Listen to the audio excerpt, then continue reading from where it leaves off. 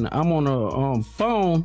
He FaceTime me. So he FaceTime me and stuff like that. He was like, Nipsey just got killed. I'm like, sick, so I didn't hear that. So I hang up with him.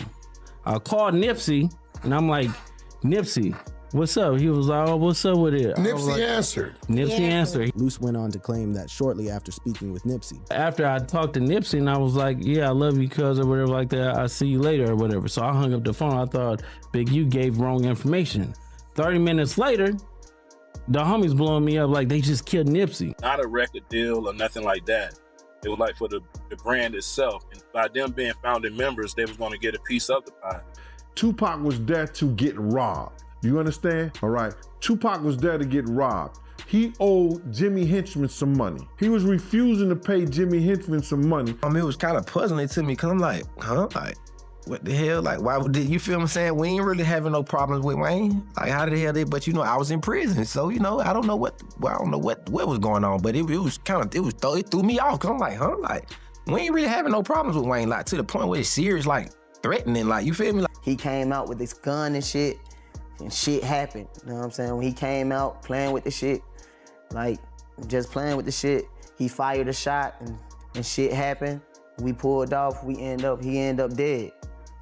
That simple the shit was. Like, both the guys that killed him were just found guilty. Yeah, I see all that. Yeah. And one of them was his godson. Yeah, and this dude would take pictures every year next to the mural of Jam Master Jay. Actually, he filmed a rap video in front of the Jam Master Jay funeral, and he killed him. I don't mind speaking about it. He didn't get killed by an enemy. That's the thing.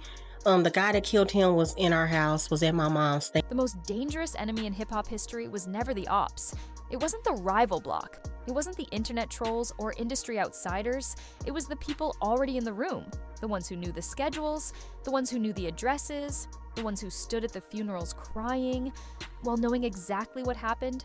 From Harlem legends to drill newcomers, hip-hop is filled with stories where loyalty collapsed, pride took over, and day ones became the deadliest threat. And once you see the pattern, you can't unsee it. Because in this culture, fame doesn't just elevate you, it exposes cracks that were already there.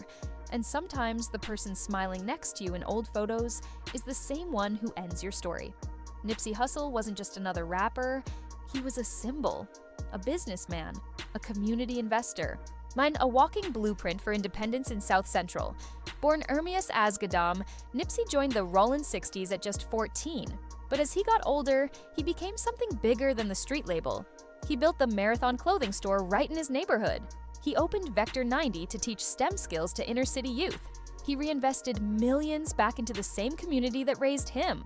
That's what made March 31st, 2019 hit so hard. Nipsey was standing in the parking lot of his own store when he was hit multiple times.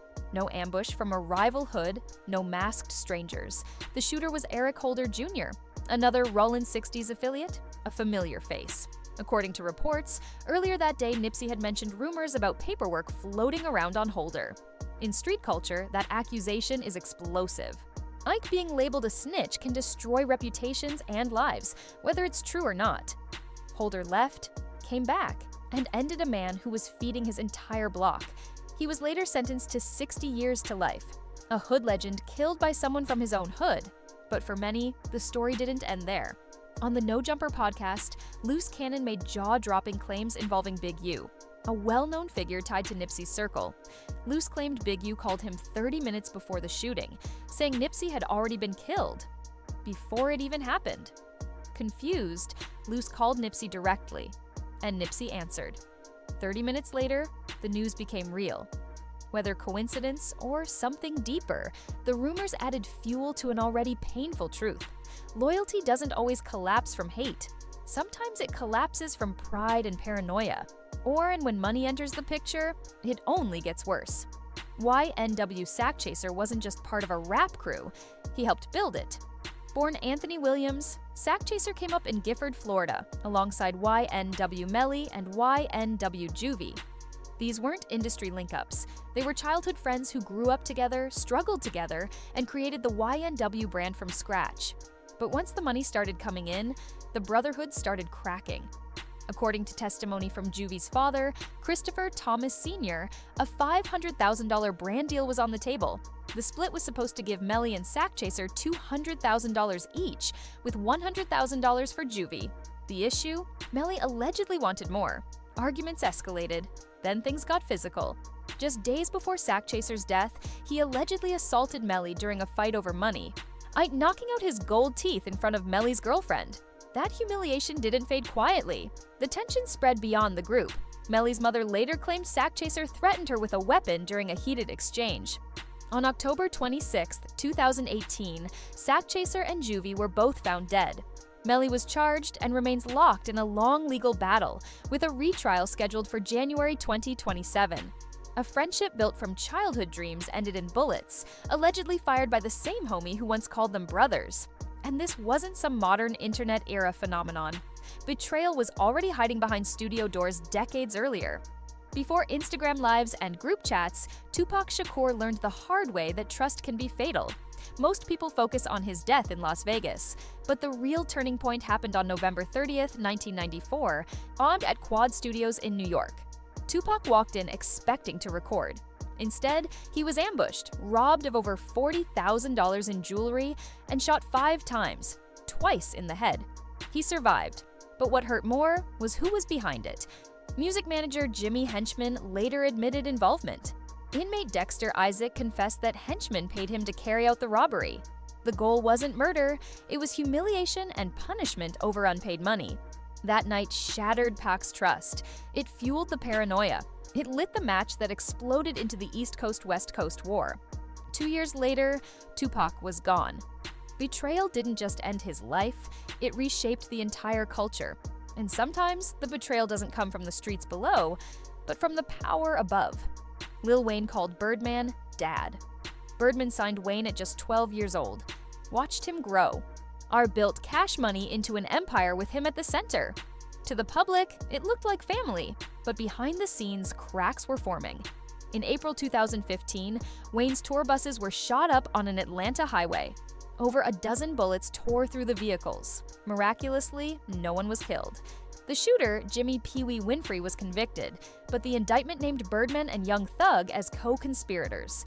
Phone records showed Winfrey contacted a number linked to Birdman multiple times right before the shooting. A leaked call afterward had Birdman telling Winfrey it was time to come get your money. All of this happened while Wayne was locked in a $51 million lawsuit against Cash Money over unpaid royalties and a delayed album. Wayne eventually settled, walked away with millions, and gained ownership of Young Money. But the message was clear. Even legends aren't safe when business turns personal. And not everyone survives when jealousy grows on the same block. Big L was next. Born Lamont Coleman, Big L was Harlem royalty before the world caught on. He was on the verge of signing with Rockefeller. Jay-Z himself said the deal was basically done. But on February 15, 1999, Big L was standing outside his mother's home when a car pulled up and 9 shots rang out. He was 24. The main suspect? Gerard Woodley, a childhood friend, someone who appeared on the back cover of Big L's own album. Street rumors suggested retaliation spirals, failed hits, and misplaced blame. A day one became the downfall. Years later in Atlanta, the same story repeated. Bankroll Fresh and his childhood friend No Plug grew up together from kids. But as Fresh's career took off, a jealousy crept in. Money, attention, women. After a scuffle at a studio, No Plug left and came back. Over 50 shell casings were found at the scene. Bankroll Fresh was dead at 28. The case was ruled self-defense. Another childhood bond ended by envy, but some betrayals are colder than gunfire. Some killers show up grieving. Chinks was French Montana's right-hand man, a Coke Boys staple. His career was finally catching fire. On May 17, 2015, he was stopped at a red light when a car pulled up and sprayed his Porsche with bullets. He was hit 15 times. The suspects? Childhood friends from Far Rockaway. One of them showed up to Chinks' funeral wearing an R.I.P. Chinks hat. The case stayed cold for years until arrests were made. In 2024, one pleaded guilty and received 23 years. Then there's Jam Master Jay, a pioneer, a legend, a one-third of Run DMC. In 2002, he was shot in his own studio. The shooters? His godson and a longtime friend. They took photos at his mural, filmed videos at his funeral. Over a deal involving product and money, they erased a legend. It took over 20 years for justice to catch up, and sometimes the threat isn't friendship at all. Sometimes it's blood. Archie Eversole created one of the most iconic hype songs in sports history. We ready? On March 25th, 2022, he was shot while sleeping. No forced entry, no robbery. The shooter was his own half-brother. Archie fought for days before passing. His brother was later charged with malice murder. Lil Snoop's story cuts just as deep. An 18-year-old prodigy, signed by Meek Mill after a freestyle. A future star. 7 days after turning 18, he was shot over a $100 video game bet. The shooter sat with the family at the funeral. A small argument, permanent consequences. And the modern generation keeps repeating the cycle. Nas EBK trusted his old connections. Too much. Drill politics don't forgive neutrality. Allegedly, his childhood friends built trust over months, then lined him up at what was supposed to be a party. They robbed him, left him humiliated. Jealousy was the motive. Attention was the trigger.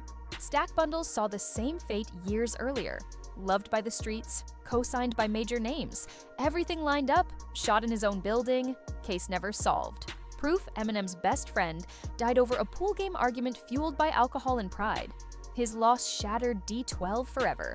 Soldier Slim was killed by someone from his own neighborhood. Fame brought envy home. Different cities, same ending. Here's the pattern nobody wants to admit. The closer someone is to you, the more dangerous they can become when money, ego, or opportunity enters the picture. Success doesn't create betrayal. It reveals it. And in hip-hop, proximity is power. The person who knows your schedule doesn't need to stalk you. The person who knows your family doesn't need to guess. The person who's been there from day one already has access. So the real question isn't who hates you, it's who benefits the most if you fall. If you want more stories like this, click the videos on your screen.